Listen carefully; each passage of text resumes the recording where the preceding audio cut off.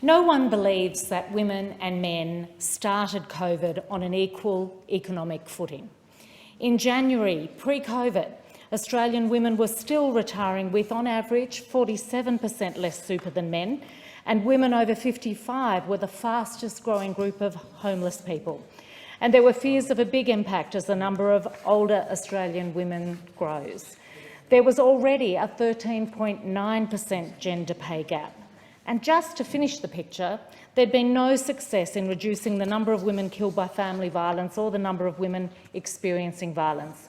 Despite 10 years and tens of millions of dollars in funding, on average one woman a week was still being murdered by her current or former partner, and 1 in 3 Australian women had experienced violence since the age of 15. So along comes COVID. In its research, AMP notes that many of the industries that have been hardest hit by the pandemic are the ones that are found in the Blue Mountains and Hawkesbury, the regions that make up my electorate of Macquarie.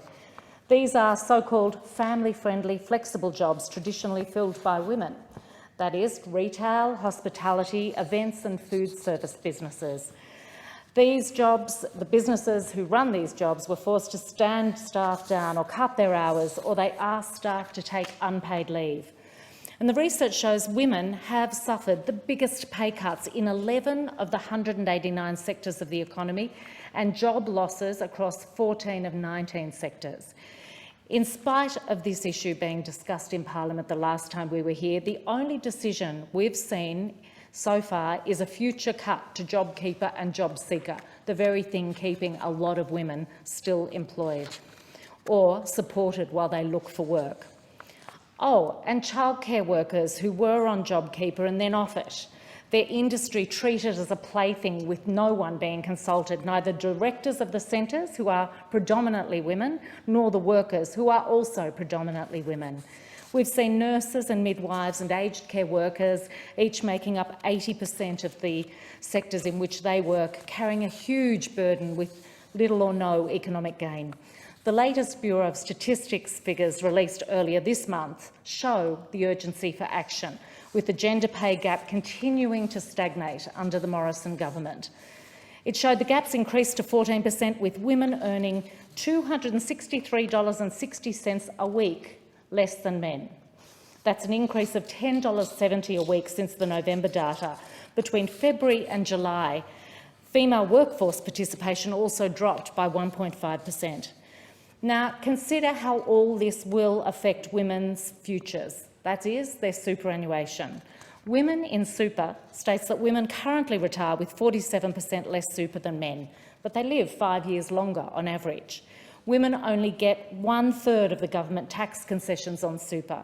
So it's unsurprising but very disturbing that 40% of older single retired women live in poverty and experience economic insecurity.